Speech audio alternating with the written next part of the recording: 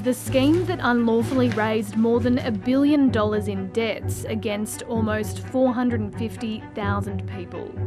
This is just bullying very vulnerable people. You swear by Almighty God. Now Scott Morrison, the man who oversaw its launch as Social Services Minister, has fronted a royal commission. I do. Thank you. The commission probed what Mr Morrison knew about the initial proposal, why he was drawn to it, and what he did when it began to unravel. The Commissioner and counsel assisting interjecting during his evidence to urge him to give direct answers. With individuals. All right, now look, that's not my question. Are you listening at all? I am, absolutely. Times in budgets, and I've been involved in 8. Oh, please don't give us an example. Lawful. This has got nothing to do with the question you were asked. The last 10 minutes has been consumed because the simple answer no to my question about did you ask why these things weren't provided to you has strayed off in other areas which we will come to. I'm available to the Commission.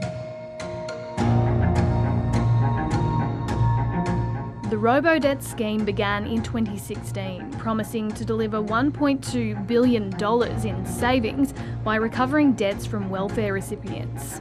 What we're doing in the welfare system is strengthening it, but we ensure the system does not have the leakage and have the waste and have the overpayments or the abuse of the system, which at the end of the day costs Australian taxpayers. The automated program calculated the so-called debts by matching a person's annual income collected by the tax office against their declared fortnightly earnings.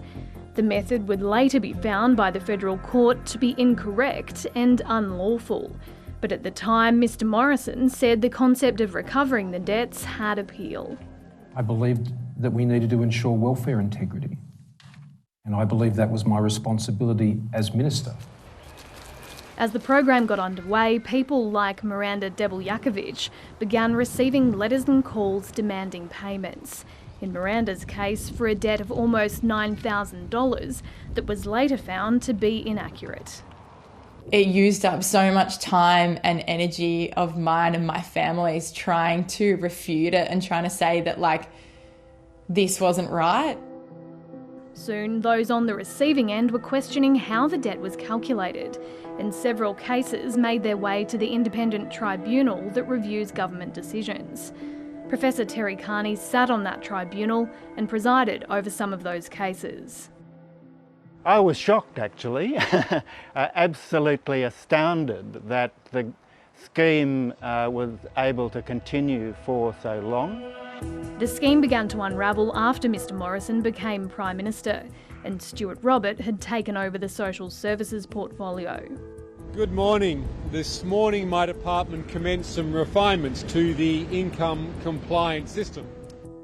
In the face of mounting legal challenges, including a class action, the government scrapped its automated debt calculation methods, agreeing to repay more than $750 million and wipe all debts, and admitting the scheme was legally invalid.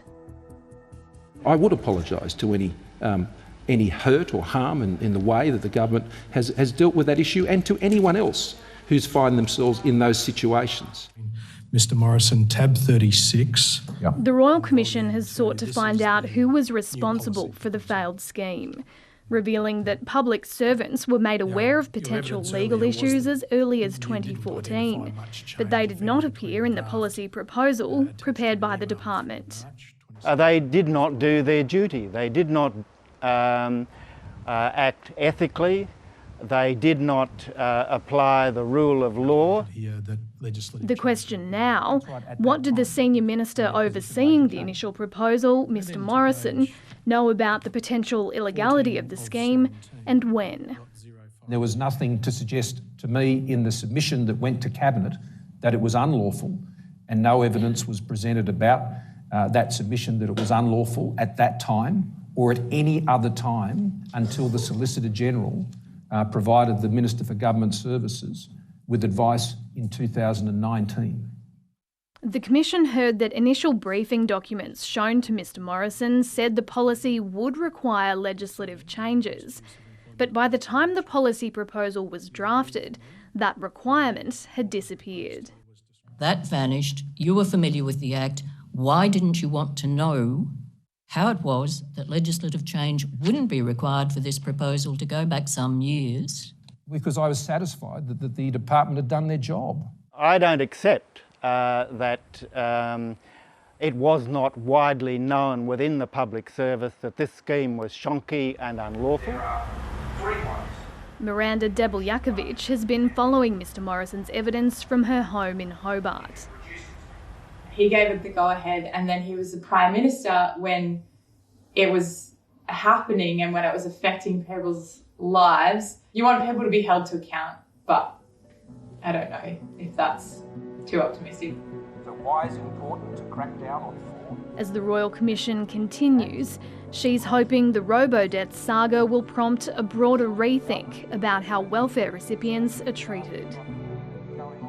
It's a really outdated concept, is this idea of like, you know, welfare queen or welfare abuse or whatever. Like, I was a student, I was working 20 hours a week, I was studying full time, and I was receiving youth allowance. Is that really the way to approach it and the way to see people as inherently dishonest and is inherently trying to rot a system? Like, it's just wrong.